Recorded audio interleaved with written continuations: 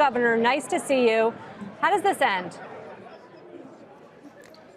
Oh, I suppose it'll end as it has before, with a making whole of the workers, with some disruption, but probably less economic effect than some people are speculating. You know, if history's any guide, people will be paid retroactively even for work they didn't do, days they didn't work.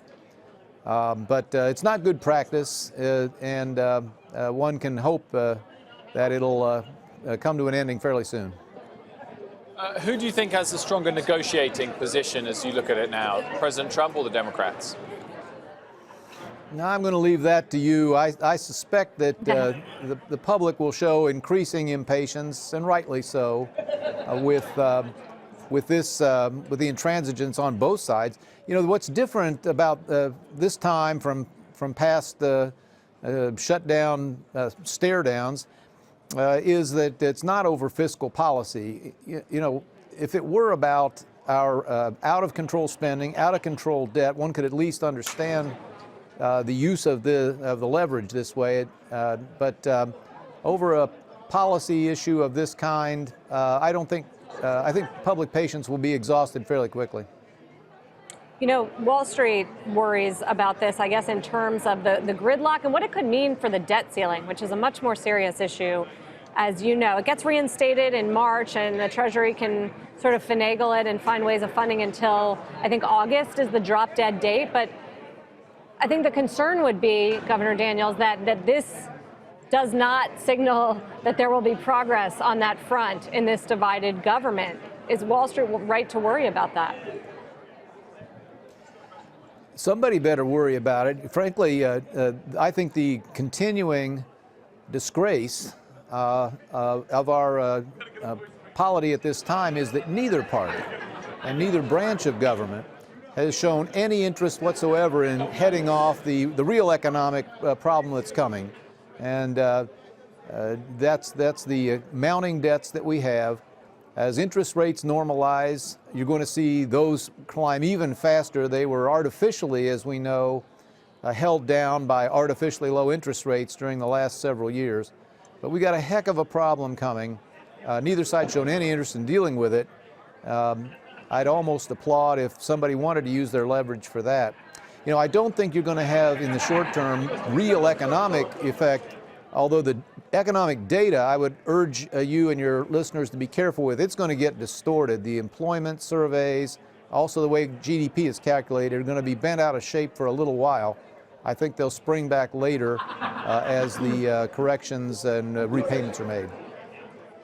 Although, Governor, you say nobody is focused on perhaps this longer-term possible threat in terms of indebtedness, but, you know, it seems as if one of the lessons being drawn is that, look, Treasury yields remain very, very low, even though the debt has ballooned to the levels it has. Maybe there isn't this moment of reckoning that's coming anytime soon. I mean, anybody who's been worried about this would have been worried about it having a real-world effect before we got to this level of debt. You can pick your own definition of soon, but the reckoning is coming. This is not a matter of opinion or policy difference. This is a matter of arithmetic.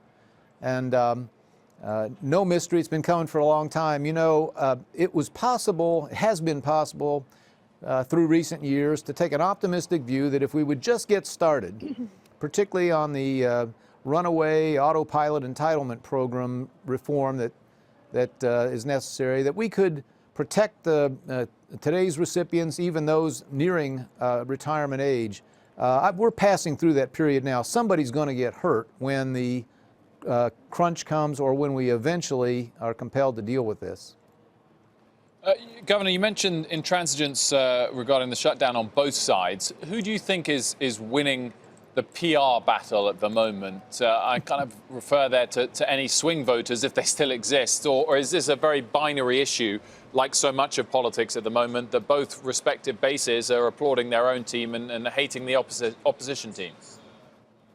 Yeah, right, Wilford. I'll let you handicap it nationally. I'll tell you, here in the Midwest, I don't see a lot of difference. I think people are probably, for the moment at least, still in the trench that they have occupied in other arguments recently, and therefore that opinion is is fairly evenly divided now. I do believe, quite appropriately, impatience will grow, and maybe some will slide from one side to the other.